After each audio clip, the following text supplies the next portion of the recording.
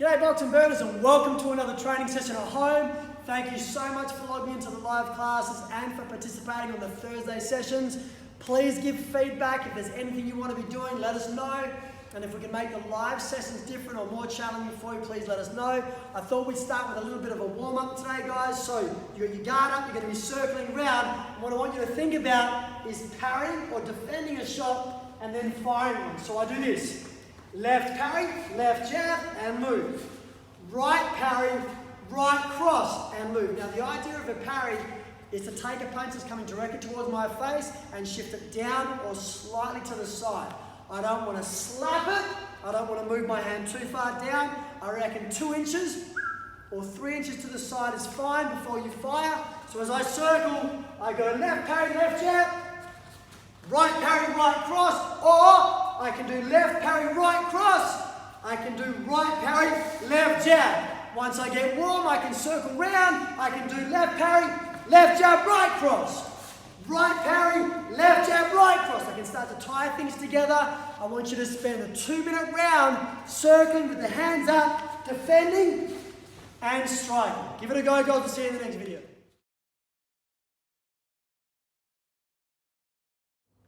Okay guys, for the next drill, you're going to need your smartphone or a timing device. We're doing 3 rounds of 1 minute and 30 seconds. Now after each 1 minute and 30 second round, you're going to take a 30-second breather, no more, no less. 30-second break, and then you start your second set. So the round looks like this. You can have hand weights, you can just have your boxing gloves on. If you've got a training partner or a boxing bag, you can work on that. And you're going to do 30 seconds of straight punches, 30 seconds of hook punches, and then 30 seconds of uppercuts, right? So it's a minute 30, then you break. You get 30 seconds to dust the arms off, and you get stuck into it again. 3 sets of 1 minute 30. If you are working a bag, smash the bag as hard as you can. If you've got hand weights or baked bean tins, then punch slightly above your shoulders. So the lactic acid builds up in the arms. It's a much greater cardio workout here. I want you to push yourself hard for the 3 rounds of 1 minute 30, then have a little break, and we'll see you in the next video.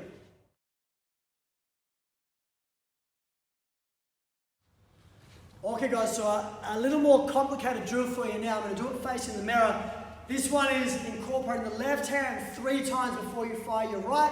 So I want you to watch carefully what I'm doing with my feet and my guard as I transition through the punches. So this one looks like this.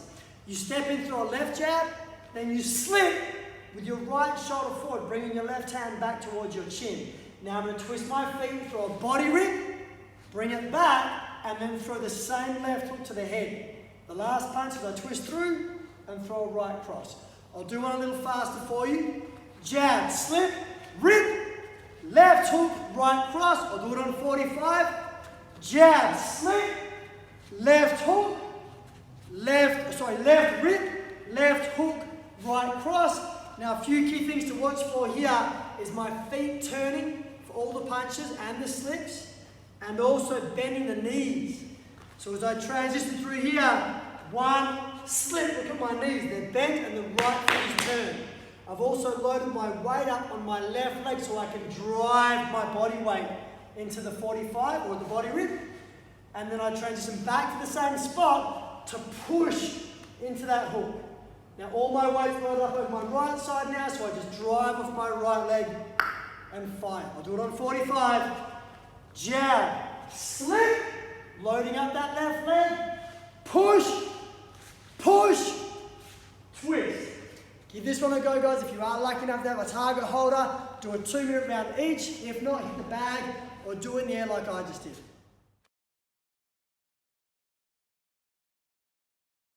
Okay team, so in this drill, this is about explosive power and dynamic movement. So whether you've got a holder or not, you're going to circle round and in your own time, boom, you're going to fire a jab as quick as you can and circle. Boom, fire a right cross as quick as you can and circle. You can do left hooks, right uppercuts. When you throw that shot, I want it to be everything you've got, as fast and as strong as you can, and then you shake the thing out and it's gone. Boom, move around. Boom, move around. Boom, boom, move around. Boom, move around. If you really push hard, a 2-minute round is going to be absolutely exhausting. If you do have a training partner and they're catching, they can tell you when and how to fire, and they can even try and slap you or tag you in between each shot. You got a 2-minute round each, guys. Give it a try. We'll see you in the next video.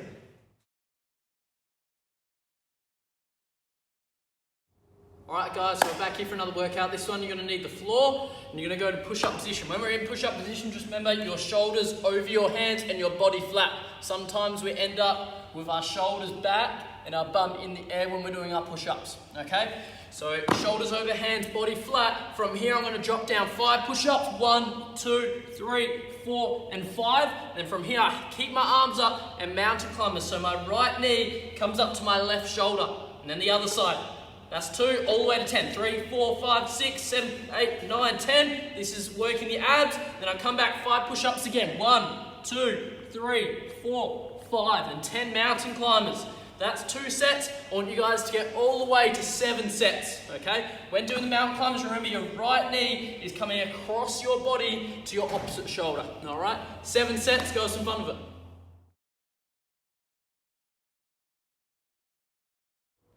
Alright guys, so back here for another drill. This one we're working on our squat jumps, okay? Or squat and then we're going to jump. So from here, my feet are shoulder width apart, toes forward. When I'm bending my knees down, making sure they're not caving in, okay? I want my knees going over the middle of my toes.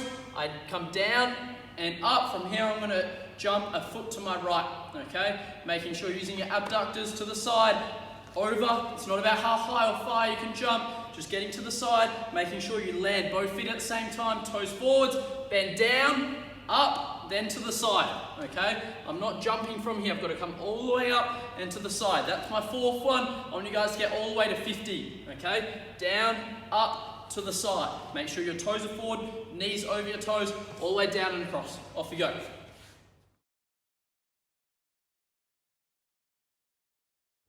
Alright guys, same type of drill here, but we're going to mix it up a little bit. So remember, feet facing forwards, knees over your toes. I bend down. From here I'm going to pulse once. So I'll go slightly up, back down, then all the way up. Now instead of going to the side, I'm going to go forwards and back. Okay? Making sure both feet landing quietly at the same time. Bend down, slight pulse, and back up. Now this time I'm going backwards. Make sure you're not going to trip. Going backwards, I bend my knees over my toes. Pulse.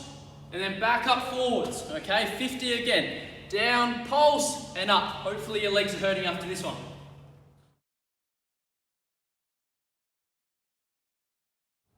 Alright guys, to finish off, going to give you a killer tricep and ab workout. For this one, you're going to need a chair, so pause the video quickly. Go grab a dining chair or any chair around the house and come back. I'll give you guys a couple seconds. If you've already got your chair, awesome, we're ready to go. Making sure you've got a bit of area. Putting the chair down. Alright, so now we're going to get started. It's going to start with 10 tricep dips. Okay, so my hands are on the bottom of the chair.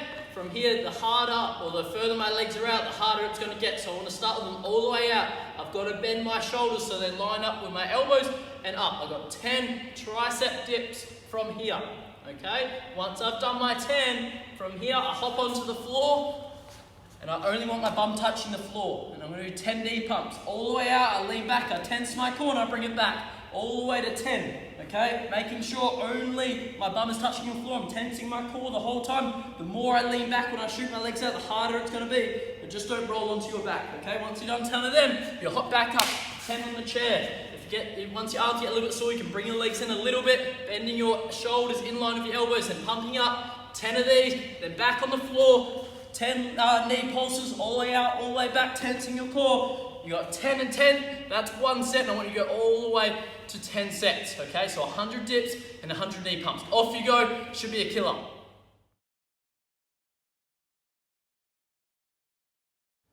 Okay, box and burners, well done on another training session. Thank you so much for joining us, and thank you also for checking in on Tuesday live classes.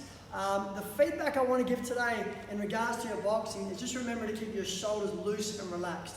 So you'll notice when I'm striking, I try and keep my shoulders disconnected from my chest and my back, which means they're mobile and moving independent of the rest of my body. This enables me to get a snap when I strike. If my muscles, shoulders, biceps, triceps are tensed up, they act as brakes. They slow my shot down, right? What I want to do is keep everything loose, and when I punch, the shoulders should come up to my chin naturally and drop back down again. A good exercise to making sure your shoulders are loose is just simply jumping up and down and allowing the shoulders to rise and fall as they see fit. You'll often see fighters before they fight getting the shoulders loose by bouncing and rolling them around. It's a really important thing to maintain, guys, here. Also, with tight shoulders, you're liable to move your head when you're striking, and you can strain your neck and shoulder muscles by throwing really hard when you're not relaxed. So a good drill to warm up is just bouncing or getting the arms to move really light and loose before you start training and when you finish off. The last thing I want to say is please keep in check with your fitness goals, because I know when these kind of things happen, all of a sudden you think, you know what, I can't train as hard as I would usually train. That makes me frustrated. I'm going to wait and get back to my fitness goals when everything goes back to normal. Please set yourself a task to maintain good, healthy exercise activity and a healthy diet, especially over the next few weeks and months. See if you can set a goal to come back to training fitter and stronger than when you were training prior. We've never had a better time to focus on ourselves now, guys. For those who are working more hours and more shifts than you were before, my heart goes out to you, but please try and maintain your fitness. For those of us who are lucky enough to be spending a little more time at home, get a calendar out, set your goals each day. I personally am doing 3 training sessions a day, and my wife Carla is smashing it right now. She's training like a demon, so please keep up the good work, check your diet, set those goals, and we'll see you in the next video.